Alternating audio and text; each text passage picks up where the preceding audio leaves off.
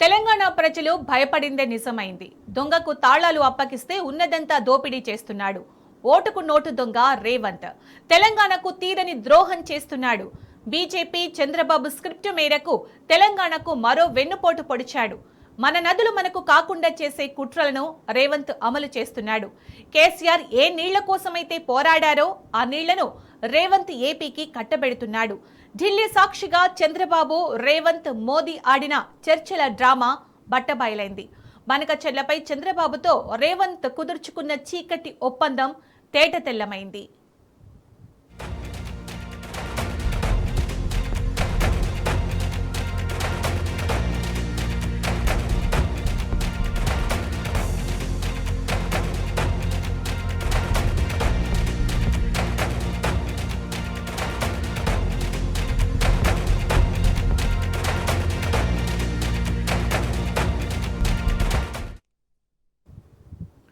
ఇక ఢిల్లీ సాక్షిగా సీఎం రేవంత్ రెడ్డి తెలంగాణకు చేస్తున్న ద్రోహం మరోసారి బట్టబయలైంది. చంద్రబాబు జలదోపిడీ అడుగులకు రేవంత్ మడుగులొత్తుతున్న వైనం బయటపడింది. తెలంగాణకు మోసం చేసిన ప్రాంతేతరులను కేసీఆర్ పొలిమేర అవతలికి పారదోలితే ఇప్పుడు ప్రాంతం వాడే రాష్ట్రానికి ద్రోహం చేస్తున్నాడు.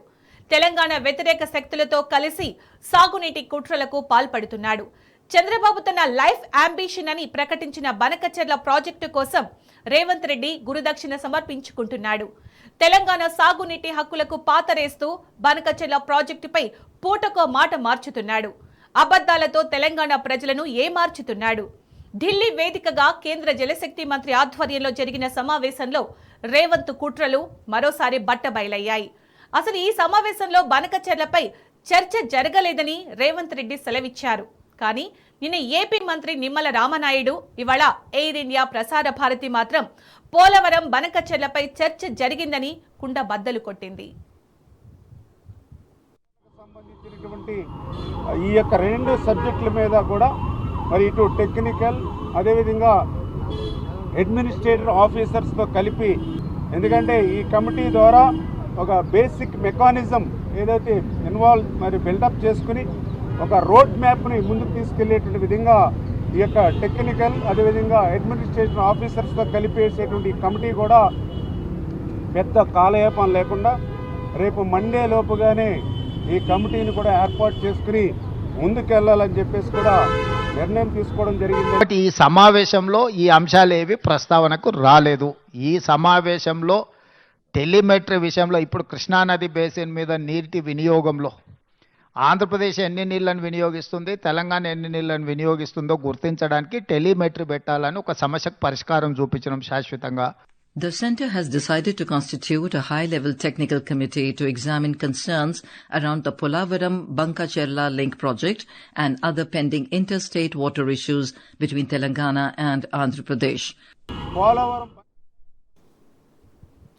నీళ్లు, నిధులు, నియామకాల పునాదిపై 6 దశాబ్దాల అరుపెరుగని పోరాటంతో తెలంగాణ రాష్ట్రం సాకారమైంది. పోరాడి సాధించుకున్న తెలంగాణను సమైక్యవాదుల కుట్రల బారి నుంచి దశాబ్దం పాటు కంటికి రెప్పలా కాపాడింది బీఆర్ఎస్ పార్టీ. ముఖ్యంగా సాగునీటి హక్కుల విషయంలో కేసీఆర్ రాష్ట్రాన్ని కంచెలా కాశారు. కానీ అలవికాని హామీలతో కాంగ్రెస్ గద్దెనెక్కడంతో ఆ కంచె తొలగిపోయింది. పొలిమేరలు దాటిపోయిన తెలంగాణ వ్యతిరేకులంతా ఇప్పుడు మళ్లీ ఏకమయ్యారు. బనకచెర్ల రూపంలో తెలంగాణపై వేలాడుతున్న జల ఖడ్గాన్ని ఇప్పుడు ప్రాంతం వాడే మోస్తున్నాడు. చంద్రబాబు పన్నుతున్న కుట్రలకు రేవంత్ రెడ్డి వత్తాసు పలుకుతున్నాడు. సొంత రాష్ట్రం ప్రయోజనాలను తాకట్టు పెడుతున్నాడు.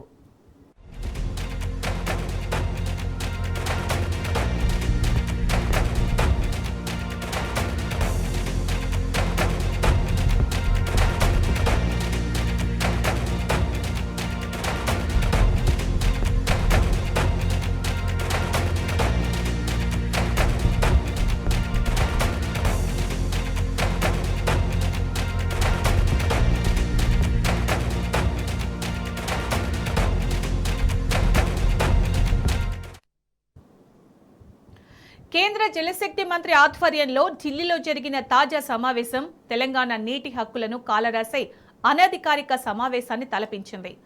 అసలు ఈ చర్చలు ఎవరు పిలుపునిచ్చారు, ఎందుకోసం పిలిపించారు? ఏపీ ఒత్తిడితో కేంద్రం ఈ సమావేశం ఏర్పాటు చేసినట్టు తెలుస్తోంది. అది కూడా కేవలం బనకచెర్ల ప్రాజెక్టుకు సాంకేతిక అంశాల అడ్డు తొలగించేందుకే ఏర్పాటు చేసినట్టు తేలిపోయింది. కానీ రేవంత్ సర్కారు మాత్రం యావత్ తెలంగాణ రాష్ట్రాన్ని మోసం చేసింది. అసలు బనకచెర్లపై చర్చ ప్రసక్తే లేదని అబద్ధాలు చెప్పింది. కేంద్రానికి లేఖ రాసినట్టు బిల్డప్లిచ్చింది. రేవంత్ మాటలపై తెలంగాణ జలరంగ నిపుణులు ముందే అనుమానం వ్యక్తం చేశారు. వారి అనుమానమే నిజమైంది. మోదీ సర్కార్ ఆయువు పట్టు చంద్రబాబు చేతిలో ఉంది. రేవంత్ రెడ్డి ఆయువు పట్టు మోదీ చేతుల్లో ఉంది. అక్కడ వాళ్ళు తానా అంటే రేవంత్ రెడ్డి తందానా అనక తప్పదు. అందుకే తెలంగాణ ప్రజలను మోసం చేసి మన సాగునీటి హక్కులను ఏపీకి దారదత్తం చేస్తున్నాడు. ఈ సమావేశం తరువాత ఏపీ మంత్రి నిమ్మల మీడియాకు చెప్పిన మాటలతో రేవంత్ ద్రోహం బట్టబయలైంది. చంద్రబాబుతో రేవంత్ రెడ్డి చీకటి ఒప్పందం కుదుర్చుకున్నట్టు తేలిపోయింది.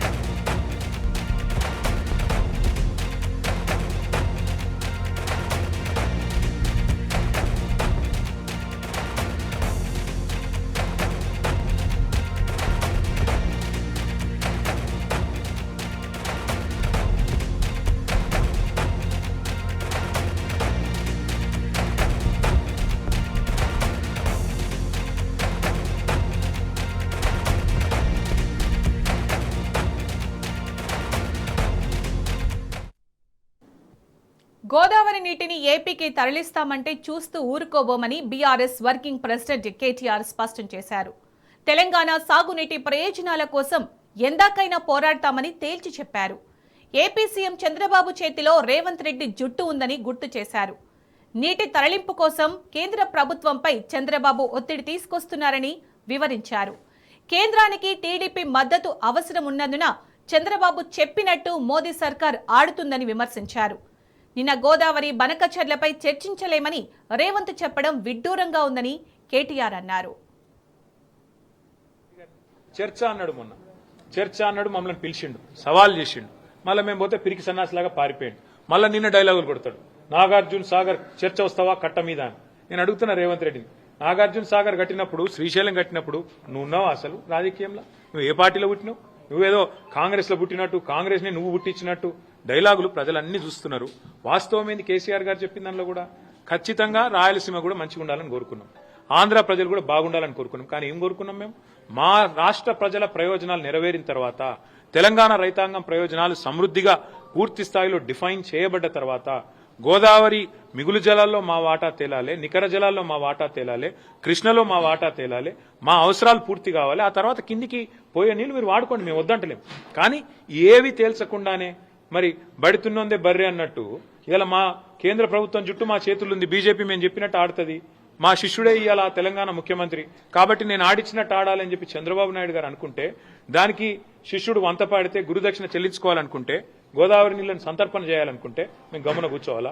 తెలంగాణ వాటా తేల్చండి. కేంద్ర ప్రభుత్వం గోదావరిలో, కృష్ణలో మిగులు జలాల్లో మా వాటా ఎంత, ఏ ప్రాజెక్టు కేటాయింపు ఎంత, ఇవన్నీ కూడా గతంలో ఉండే అవార్డుల ప్రకారం తేల్చిన తర్వాత మీరేం చేసుకున్నా పర్వాలేదు. ఇలా గోదావరి బేసిన్లో, కృష్ణలో మరి సింహభాగం మన దగ్గర ప్రవహిస్తుంది తెలంగాణలో. ఇక్కడ అవసరాలు తీరకుండానే ఇక్కడి పారిశ్రామిక అవసరాలు కానీ, ఇక్కడి సాగునీటి అవసరాలు కానీ, తాగునీటి అవసరాలు కానీ, ఇప్పుడు రేపటి రోజున హైదరాబాద్లో కానీ, కరీంనగర్లో కానీ, ఇంకా ఇతర పట్టణాల్లో కానీ 24/7 డ్రింకింగ్ వాటర్ ఇవ్వాలనేది మా కళ. మేము గతంలో కరీంనగర్లో ప్రయోగం చేసినాం కూడా. మరి అట్లాంటి అన్ని ఇంకా తేల్చకుండానే, ఎన్ని నీళ్ళు అవసరమైతే లెక్కలు తీయకుండానే కిందికి నీళ్లు వృధాగా పోతున్నాయి, మేము పట్టుకపోతామంటే ముందు బేసిన్ అవసరాలు తీరనియండి.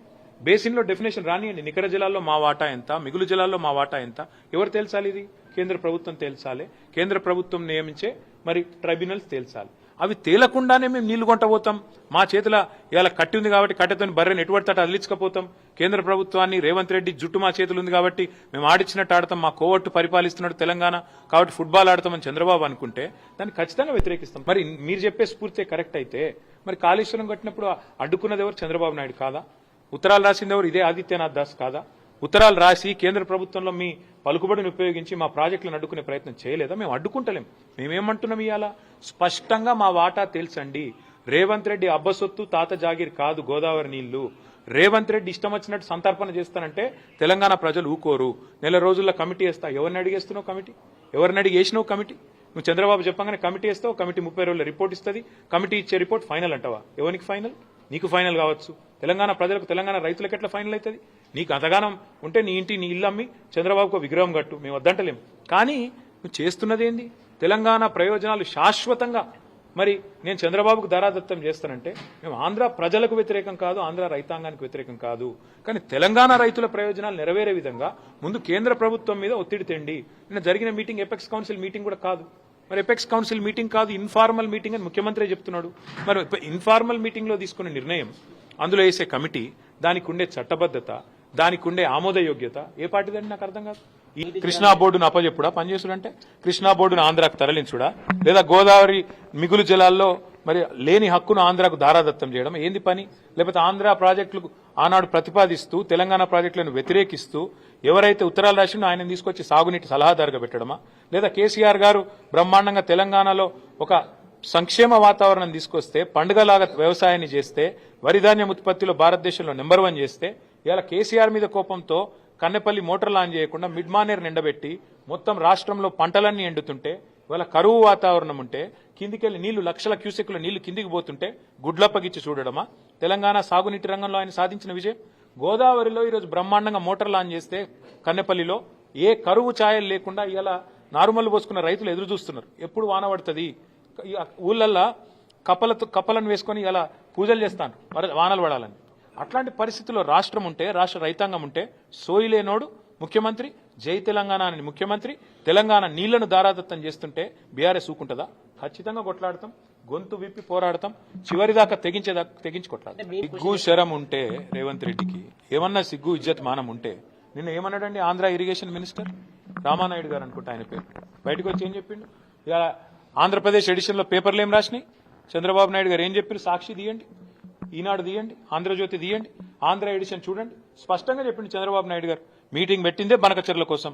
ఎజెండా నెంబర్ 1 బనకచెర్ల కాదంటాడా రేవంత్ రెడ్డి? అజెండా ఐటమ్ చూపెట్టమంటారా? ఇప్పుడు నెంబర్ 1 ఐటమే బనకచెర్ల. లేదని బుకాయించడం ముఖ్యమంత్రికి తగునా? నిమ్మల రామానాయుడు గారు బయటకు వచ్చి చెప్పినారు, ఆంధ్ర ఇరిగేషన్ మంత్రి గారు, మేము అడిగిన బనకచెర్ల గురించి రేవంత్ రెడ్డి ఒప్పుకున్నాడు, కమిటీ వేసినాం, 30 రోజులు ఒడిచిపోతుంది, 31వ రోజు మా శిష్యుడే కాబట్టి ఆడిచ్చినట్టు ఆడతాడు, ఆయన జుట్టు మా చేతులుంది, ఓటుకు నోటు కేసు ఇంకా ఉన్నది కాబట్టి ఏమన్నా చేస్తాం అని ఫుట్బాల్ ఆడుతున్నారు. చంద్రబాబు కోవట్ను పెట్టుకుని ఇలా తెలంగాణ ప్రజల ప్రయోజనాలు, తెలంగాణ రైతుల ప్రయోజనాల పట్ల శాశ్వతంగా విద్రోహం చేసే ప్రయత్నం చేస్తున్నారు. నేతి బీరకాయల నెయ్యి ఎంత ఉంటుందో కాంగ్రెస్ పార్టీ బీసీ డిక్లరేషన్ లో కూడా బీసీల పట్ల చిత్తశుద్ధి గంతే ఉన్నది. మైసూర్ బజ్జీలో మైసూర్ ఎంత ఉంటుందో గంతే ఉన్నది తప్ప ఇందులో ఏం లేదు. బీసీలను మళ్ళొక్కసారి ఘరానా మోసంతో, ఒక కపట మోసంతో 42% రిజర్వేషన్ల పేరిట అది చెల్లదని తెలిసి ఇలా చిల్లర ప్రయత్నం ఏదైతే రేవంత్ రెడ్డి చేస్తుండో అది ఖచ్చితంగా బీసీ సోదరులే రేపు స్థానిక సంస్థల ఎన్నికల్లో బుద్ధి చెప్తారు. ఎందుకంటున్నా ఈ మాట అంటే, గతంలో ఇదే రేవంత్ రెడ్డి గారు శాసనసభలో ఏం చెప్పినారు?